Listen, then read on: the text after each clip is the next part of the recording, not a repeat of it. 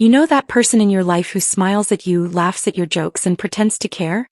Imagine finding out that every smile, every friendly gesture, was just a mask, and behind it they're slowly stealing your life. That's exactly what happened to me, and the revenge I took? Let's just say, it was unforgettable. Before we dive in, hit that like button if you love seeing justice served. Subscribe now because today's story isn't just about betrayal. It's about patience, planning, and sweet, sweet payback. You're going to feel every punch of this story, I promise. I had always considered myself a pretty trusting person. I lived alone in a small but cozy apartment. My neighbors were friendly and life, at least on the surface, felt safe. That is, until I met him, my neighbor Tom. Tom moved in a few months after me. From day one, he was charming, always offering a hand with groceries, lending a hammer when I needed one, or asking to borrow sugar. He laughed at my jokes, even the bad ones, and somehow I thought, wow, someone really gets me. Little did I know this charm was his weapon. I wanted to be the kind neighbor. I wanted to help, to share, to trust. So I let him into my life, into my routines, into my projects. And that's when the subtle cracks started showing. Books would go missing from my shelf, small amounts of money from my wallet, even little personal items that I didn't lend anyone. At first I brushed it off. Maybe I misplaced things, I thought. But the unease, it lingered, a pit in my stomach I couldn't shake. Tom's friendly gestures continued, but they became invasive.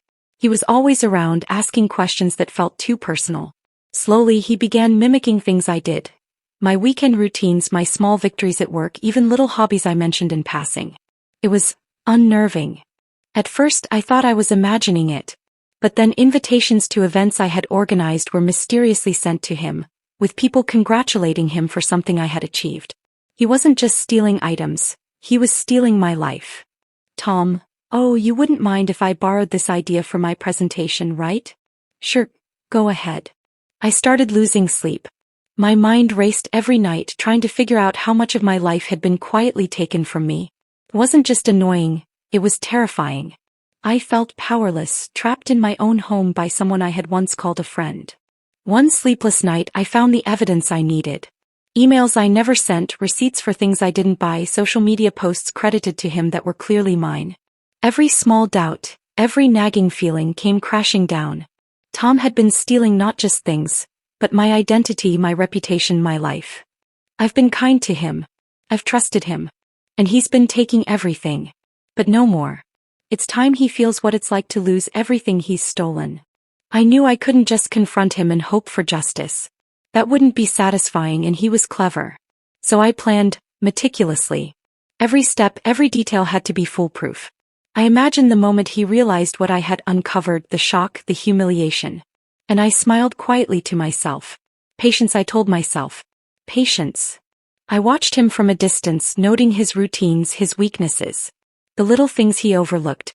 And all the while I reminded myself, I'm not doing this out of cruelty. I'm doing this to reclaim what's mine, and to teach him a lesson he won't forget. The day finally came. I had everything lined up, emails printed, witnesses ready, photos, receipts. In front of everyone I laid it out. Every lie, every theft, every stolen achievement. I let the facts speak one by one. And as I did, I watched Tom's smile fade. His confidence shattered in real time. It seems some things you claimed as your own weren't. And these emails, these receipts, tell the real story. Tom stammering it. I can explain. No need. The truth speaks louder than your excuses. Gasps filled the room. Friends, neighbors, coworkers, they all saw him for who he really was. I felt a wave of relief, a release I hadn't known I needed. Years of stolen moments, of sleepless nights, of anxiety, suddenly lifted. Justice, real and undeniable, had been served. He was humiliated, embarrassed, and exposed. Invitations revoked, trust broken, his reputation crumbled. And I finally felt in control again. For the first time in months I breathed freely. My life was mine again, and the satisfaction, sweet beyond words. Revenge isn't about cruelty. It's about balance.